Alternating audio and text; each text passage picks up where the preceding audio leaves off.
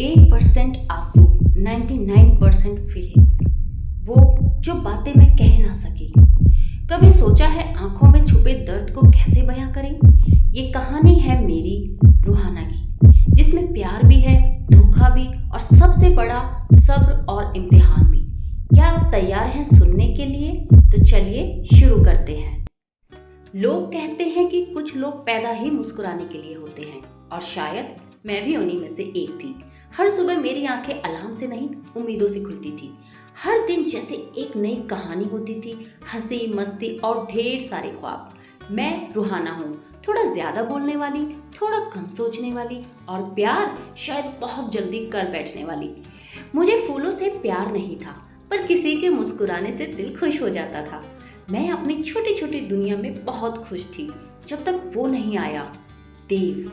वो पहली बार मेरी क्लास में लेट आया था। चेहरा कुछ अलग सा था, ना ज्यादा सुंदर ना ज्यादा बातूनी, लेकिन उसकी खामोशी में कुछ था, कुछ ऐसा जो सीधा दिल के किसी कोने में उतर गया था। मैंने पहली बार किसी को यूं देखा था, जैसे किसी किताब का वो पन्ना जो सालों से बंद था और अचानक खुल जाए। हम दोस्त बने, और दोस्ती से कुछ ज्यादा, पर शायद मैं ही ज्यादा महसूस करने लगी थी। देव से बातें करते वक्त वक्त रुक सा जाता था। उसके साथ बैठकर कैंटीन की वो कॉफी, उसके बातों में उलझे रहना, और रात को उसके गुड नाइट में पूरा दिन ढूंढ लेना। शायद यहीं से सब शुरू हुआ था। पर देव, वो देव ही था। उसके लहजे में कभी कभी ऐसी बातें होती थी जो सीधा दिल में चुभ जाती थी। जैसे, तुम थोड़ी ज्यादा इमोशनल नहीं हो क्या? या तुम्हें हर बात इतनी बड़ी क्यों लगती है रूहाना? मैं हंस देती, पर कहीं अंदर से कुछ टूटने लगता। मैंने कभी नहीं कहा, क्योंकि मुझे डर था कि अगर मैं बोल दूंगी तो शायद देव मुझसे दूर हो जाएगा, और फिर धीरे धीरे वो बातें कम होने लगी। जो चैट्स जो रात भर चलती थी अब सीन हो जाती। वो हंसी जो उसके लिए थी अब सिर्फ खामोशी में बदल गई थी। और फिर एक दिन किसी और की प्रोफाइल में उसकी तस्वीर देखी, एक लड़की देव के साथ। उसकी आंखों में वही सॉफ्टनेस थी जो मैं ढूंढा करती थी। मानो जैसे मेरी पूरी दुनिया एक पल में ही खत्म हो गई। मैं रुकी, मैंने कुछ नहीं कहा, बस हर रात सोचती रही कि शायद मैं और प्यार करूं देव को, शायद देव को एहसास हो। पर वो एहसास नहीं आया।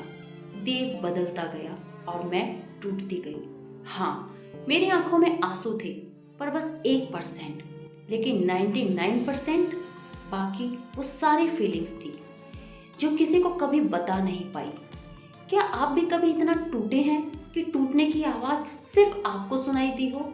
क्या प्यार में चुप रह जाना सबसे बड़ी गलती हो सकती है? क्या आपने कभी उस मोड़ से गुजरे हो जहां आप चुप थे पर दिल चीख रहा था?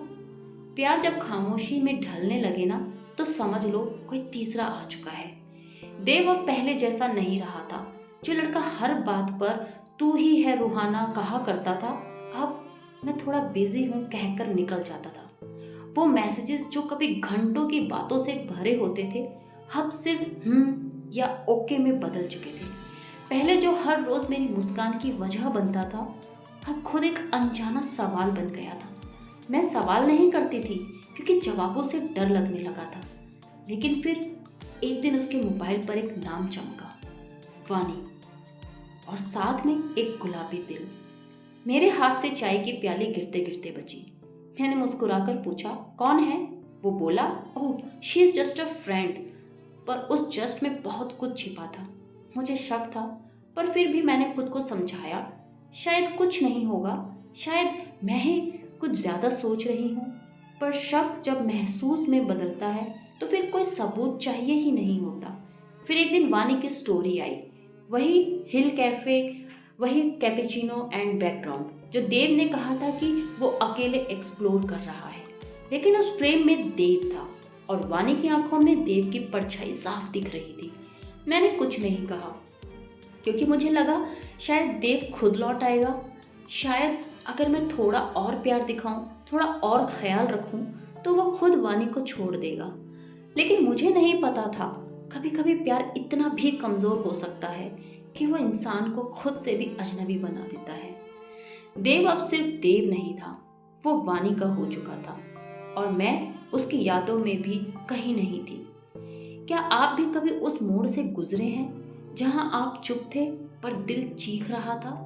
क्या खामोश रह जाना प्यार निभाने की सबसे बड़ी गलती होती है? नेक्स्ट पार्ट में क्या होगा जरूर देखिएगा। क्या रूहाना अपनी चुप्पी तोड़ेगी या फिर ये चुप्पी ही उसका सबसे बड़ी कमजोरी बन जाएगी? पूरी कहानी देखने के लिए धन्यवाद। आपका प्यार और सपोर्ट ही मेरी सबसे बड़ी ताकत है, जिससे मुझे और कहानियां लिखने का मोटिवेशन मिलता है। अपना प्यार ऐसे ही बनाए रखें। चैनल को सब्सक्राइब और लाइक कमेंट ज़रूर करें। साथ ही बेल आइकन को ज़रूर दबा दें ताकि कोई भी एहसास आपसे छूट ना जाए। और कहानी के प्रति अपनी राय ज़रूर बताएं ताकि मैं भी आपके जज्बातों को समझ सकूं। धन्यवाद।